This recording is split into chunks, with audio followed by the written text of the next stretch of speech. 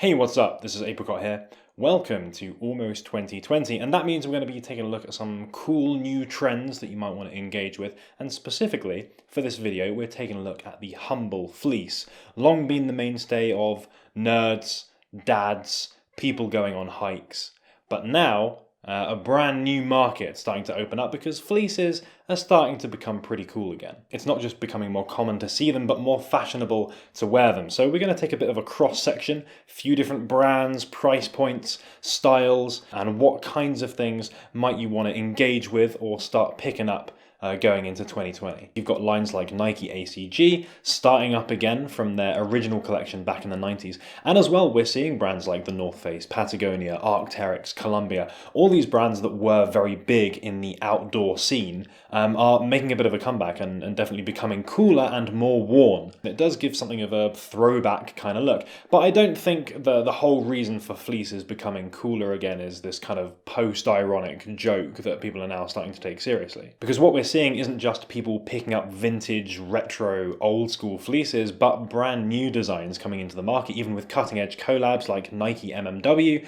They released a fleece jacket this season. Of course, techwear or technical streetwear has become something of a trend in recent years. We've seen loads of examples of that, from Leaks roller coaster belts to chest harnesses to all that kind of stuff. The fleece is like almost a natural but much lower key extension of that performance-based aesthetic. So something that was almost a bit of a taboo a few years ago, kind of like, get a load of this guy, he must be a bit of a nerd or like a hiker or something wearing a fleece, into something that's definitely perceived as cooler. This kind of like, oh, this guy's not just wearing a normal cotton garment, but something a bit more interesting, a bit more performance-focused. I also think technical pants, nylon-based fabrics, they're becoming a little bit more popular as well. Jeans have kind of lost their ubiquity among the streetwear crowd, at least. And the fleece and jeans have never really been the coolest combo. It's a little bit dadcore.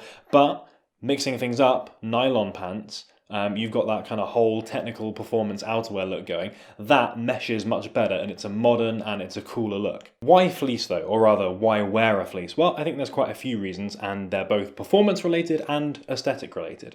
So that nice fleecy texture, not only nice and comfy, but that's good for trapping heat as well. So you'll find that fleeces will insulate you better than an equivalent cotton garment will. Fleece gives a textural element to an outfit as well in a way that cotton really doesn't. So you've got that slight rugged, performance-based look there that you're not really going to get with other materials. Depending on the specific construction of a fleece as well, you might find that they have better levels of breathability than a normal cotton garment. That makes them really good for wearing as mid-layer, so you can stick one of these under a jacket and that will help keep you warm without you getting too sweaty. It means that you can have a thinner or a lighter weight fleece, so it's going to look less bulky underneath your jacket and help that outerwear piece shine. So it's a mix of performance and aesthetic based reasons, but of course this is a fashion channel, so let's take a look at some of the specific design elements or styles that we can be keeping a lookout for, as well as brands and pieces that might be particularly relevant for this trend, things that I think look particularly nice or worth keeping an eye out for. The first one you should really know is the North Face Denali. This is an iconic fleece.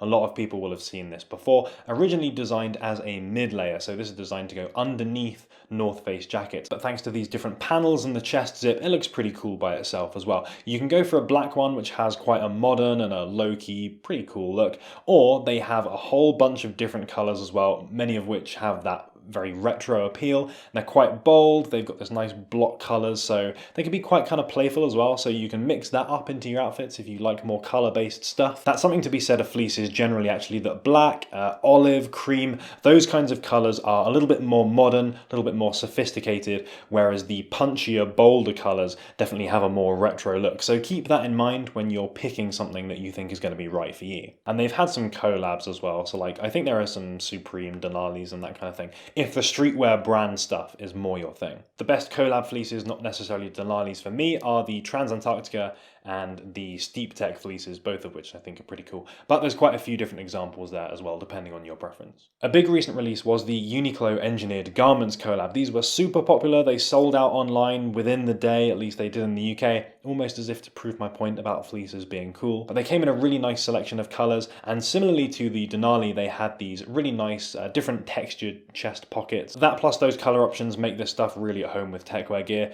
It did come in pretty cheap as well. I think some of these were like between $35 and $50, so pretty affordable. I think that's part of the reason for their success. But if you can't find them, don't despair. Uniqlo do have a permanent collection of fleeces as well. They're not quite as cool and interesting. They have a bit more of a like low-key casual vibe. So I actually have one here. So it's kind of like screwed up, so you can't really see. But it's basically just like totally plain black. It's super minimal. You can wear that with anything. It just has a very casual look. They're real cozy for like wearing indoors and stuff. So I rate those ones, and they come in at like 20 quid or something. So what's not to like? Those ones are a bit bulky for wearing as mid layers. They're not as nice looking done up as well because of the stomach pockets, make it look like you got a bit of a big stomach.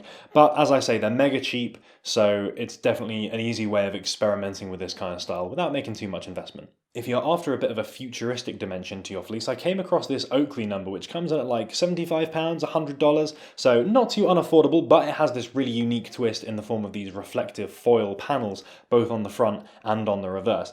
Definite space age vibes here, and you could certainly use this as a basis for some slightly more extravagant and fashion forward looks. This is almost like a lower key, more wearable version of the Samuel Ross collabs that they've done, I think earlier this year and the previous year as well, and could certainly fit alongside some of those pieces. Japanese brands are definitely worth looking at for new takes on more practical gear. A lot of them take a kind of Americana inspiration, but then adapt it or change it in some way. Three that I've got my eye on specifically are Non-Native, Snow Peak, and Antwon. Non-Native is the cleanest looking brand of the three, I suppose, with some hyper wearable pieces. They've got this really nice Polartec shirt, which has this really cool collar. It's a slightly more modern cut than your average fleece, but it's super minimal and super low key. Antwon, though, take the opposite approach with some very overtly technical designs. This fleece jacket has a bunch of pockets, waterproof zips, exposed stitching. It's got a little brand detailing on there as well. That really elevates it both in terms of function and aesthetics. And then you've got Snow Peak, which kind of sits somewhere in the middle of the two. They've got some very kind of Asian-inspired cuts. Their fleece jacket has these really nice curved tonal panels with thumb holes in there as well, so this one looks extra comfy. A small but important detail of Snow Peak is those little rounded off hems that you'll find at the bottom. That's very much a hallmark of the brand. You'll see that in a lot of their pieces, and it gives a much more kind of lifestyle ready, more casual look.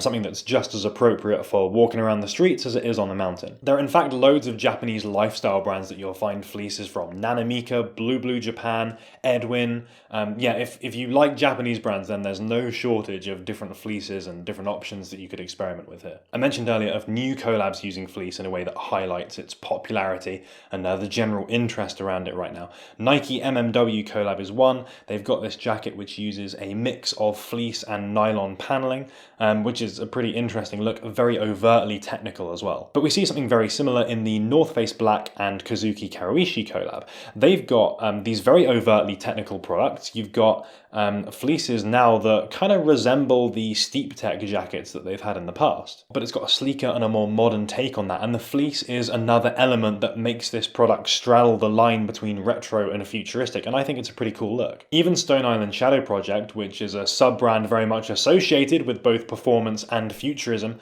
even they've got a fleece panelled bomber jacket for this season. Okay, so admittedly some of those are pretty pricey, but it's good to know that those more luxury designers are making use of this material, because that's something that is going to filter down through the different price ranges of different brands, etc. And that's definitely something that you will find, because at the kind of mainstream streetwear brand level, you've got loads of different guys that are experimenting with fleece. British brand MKI Miyuki Zoku are one of them. They've had fleece things for a couple of collections now.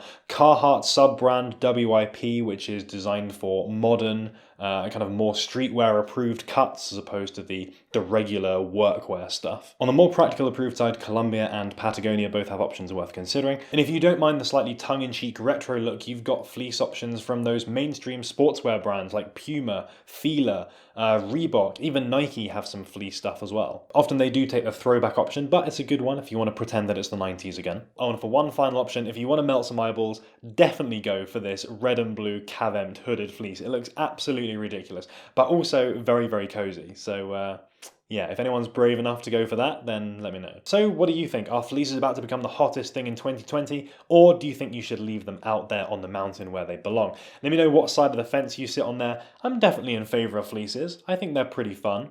They certainly look cozy, and they certainly feel cozy as well. They've got that performance element. So I'm kind of glad that more designers are picking up on it and using it a bit more. I'm a fan of the Uniqlo stuff, obviously, but the left field Oakley option I think was surprisingly cool, and despite having that weird foil paneling, I think surprisingly wearable. I think it's just enough to make an outfit kind of pop and be a bit futuristic, but without taking too much away or being too wacky. So that definitely appeals to me, and I would love one of the Antwon fleeces as well, but you got to be shelling out a lot of money for that. Anyways, if you enjoyed the video, please do give it a like because it's super appreciated. And of course, thank you so much for watching, and I will be back next week with another video. Shout out to Mootsman, definitely made a good point about the idea of itinerative fashion, of kind of taking elements and then improving on those and making them available in different ways and that sort of thing. I think that's definitely something that Antwon LA are kind of engaging with and doing to some extent. And shout out to Martin Drew, you might be right on that one. Schubert might have done it before Neo. Not actually sure on that one. You'll have to ask him, I suppose. Thanks for making it all the way to the end of the video. If you want to catch some more, there's going to be links going up at the top there. And if you haven't subscribed yet, then you should definitely consider doing so because there's going to be more techwear videos coming out every week. I know I've been talking about the Valence video for like a billion years, but I'm definitely going to do something on that. We've got Stone Island things in the post as well. That's going to be fun. And yeah, a bunch of other things as well. So stick around.